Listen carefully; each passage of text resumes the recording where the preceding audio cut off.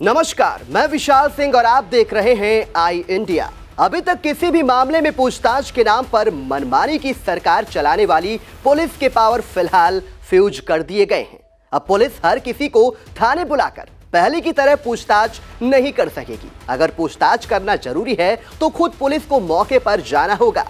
यही नहीं, अगर इस आदेश में जरा भी लापरवाही की तो कार्रवाई की तलवार लटकना तय है। कहने का मतलब है कि लापरवाही भारी पड़ सकती है। जी हां, यूपी के थानों में पूछताछ के नाम पर जाति की घटनाएं अक्सर सामने आती रही। यही नहीं, पूछताछ के जरिए पुलिस लोगों को बेवजह परेशान भी करती रही है। इसके तमाम उदाहरण भी हैं।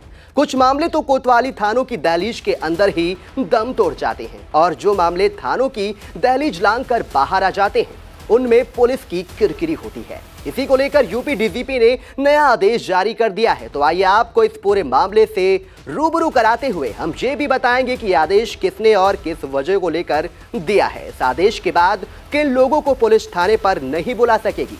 दरअसल सुप्रीम कोर्ट ने 7 साल से कम सजा वाले मामलों में होने वाली गिरफ्तारी पूछताछ की नोटिस को लेकर सभी राज्यों की पुलिस को आदेश जारी करने और इसका कड़ाई से पालन करने को कहा है। इस आदेश के मुताबिक महिलाओं, नाबालिगों, 65 वर्ष से अधिक आयु के लोगों, मानसिक या शारीरिक रूप से निशक्त व्यक्ति को पुलिस थाने पर नहीं बुलाएगी, बल्कि जरूरत पड़ने पर पुलिस उनके निवास स्थान के अलावा ऐसे लोगों को कहीं और पूछताछ के लिए नहीं बुलाएगी। इसी को लेकर यूपी के डीजीपी डीएस चौहान ने मातहतों को निर्देश दिए हैं कि जब तक किसी मामले में पुख्ता साक्ष्य न हो, संदेह के आधार पर गिरफ्तारी न हो। डीजीपी ने इन निर्देशों का पालन नहीं करने पर सख्त कार्रवाई की भी चेतावनी दी है। कहा कि जांच में अगर कोई संज्ञेय अपराध सामने नहीं आता तो ऐसे व्यक्ति से मजिस्ट्रेट के न्यायालय में हाजिर होने की अपेक्षा नहीं की जाएगी। अगर किसी व्यक्ति को धारा 41 के तहत नोटिस देकर बुलाया जाता है तो जांच अधिकारी के सामने पेश होने पर पावती के लिए अनुरोध कर सकता है। आदेश में कहा कि उसे पुलिस थाने की जगह किसी अन्य स्थान पर बुलाया जाता है तो वहां एक स्वतंत्र साक्षी होना चाहिए।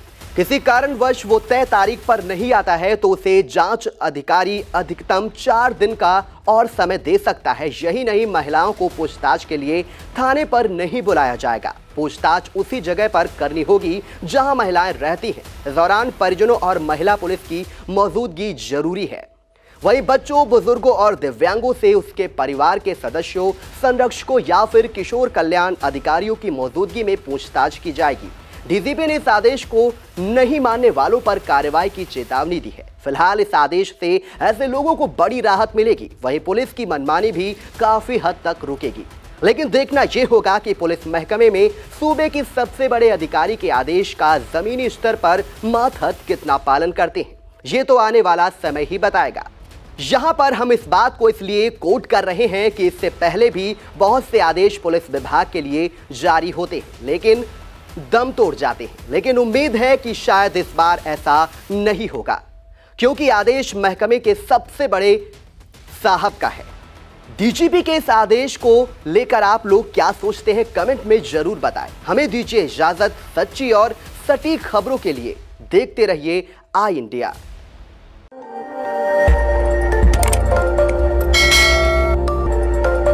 खबर आपकी, नजर हमारी। देखते रहिए आई इंडिया।